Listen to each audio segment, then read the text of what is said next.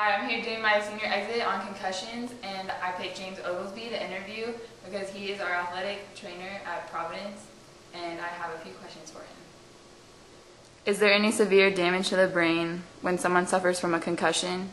And if yes, what types? Well, where the research is going and what we're starting to find out is that there may be a cumulative effect from multiple concussions. A single concussion probably will not have any long-term effects for the athlete. Unfortunately, the research tells us that once you've suffered a concussion, you are at greater risk for suffering another concussion. And the problem that we're starting to see is that multiple concussions may have a cumulative effect. They are starting to see a condition called CTE, chronic traumatic encephalopathy, in some deceased athletes who were deceased individuals who were former athletes who suffered multiple concussions. And after looking at their brain tissue, they found dark spots on their brain indicating that the brain possibly was damaged by multiple concussions.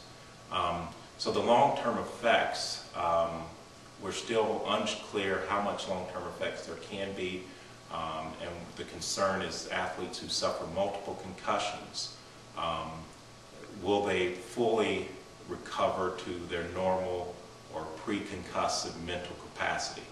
There are former athletes who still complain of some headaches, who still have dizzy spells, and so we are concerned that there are long-term effects from multiple concussions, and that's probably the biggest thing that is a concern right now in sports medicine, is what effect what long-term effects are there from multiple concussions. But, you know, an athlete who suffers one or two concussions, if they do the proper thing and they don't return until they're fully cleared and able to play, hopefully that won't have any long-term effects on their mental capacity. Well, usually the three prominent signs of a concussion that we typically look for immediately are headache, amnesia, or loss of consciousness. Now, an athlete does not have to have all three of those for us to know that the athlete has suffered a concussion. Probably the most common symptom is headache. That's probably the biggest and most common symptom that we see. And typically the athlete will describe feeling out of it. They will feel kind of like mentally foggy. I've had kids tell me that they feel like they almost feel like they're moving in slow motion and everybody else is going fast forward. You know, there's a myriad of other symptoms they may experience. They may have amnesia or, you know, short-term memory loss. They may be nauseous. They may have blurred vision. They may have a sensitivity to light, a sensitivity to loud noises.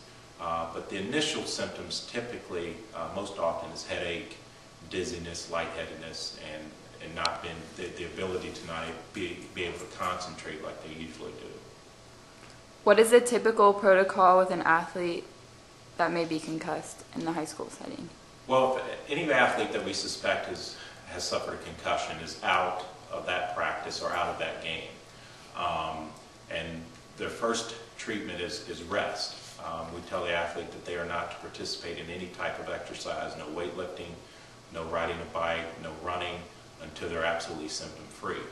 The state of North Carolina, the State Athletic Association passed a rule about 3 years ago that any athlete at any high school or middle school in North Carolina who we think has suffered a concussion must have written clearance from a physician before they can return to any practice or competition.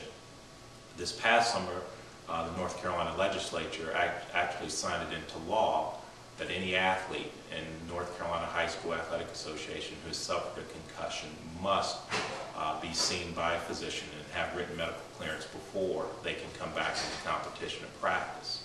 But the immediate treatment is rest, no activity, no exercise, no weightlifting, no practice or play until their symptoms are totally clear. And then there's a return to play protocol that we must follow before they can return to full competition. In your high school experience with sports medicine, roughly how many concussions have you dealt with? I would say over the course of the past 5 or 6 years here at Providence, we've probably had at least 50 plus concussions. I would think typically on an average year you're going to see at least 10 to 12 concussions across all of your sports combined. Some years are worse than others. Some years are a little better than other years. But I would say on average we're probably seeing at least a dozen per year here at Providence. From those, have you had any serious concussions that you had to assess? Well, some neurologists, I'm sure, would make the argument that any concussion is a serious matter. I think one of the things that we failed to realize in the past and give proper credence to is the fact that a concussion is an injury to the brain, no different than a sprained ankle or a torn ligament in the knee. It is an injury to the brain, and it must be treated seriously and taken very seriously.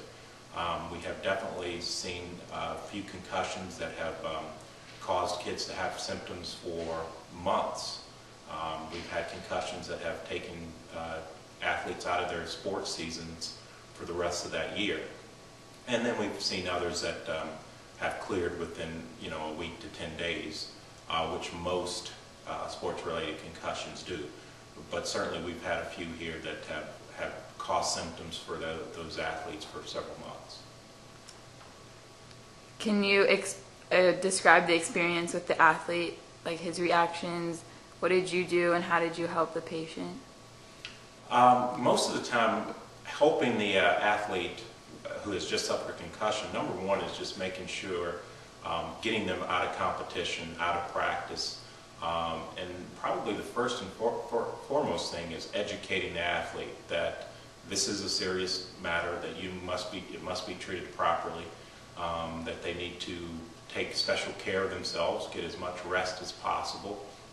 Once we assess the athlete and decide what immediate first aid and can you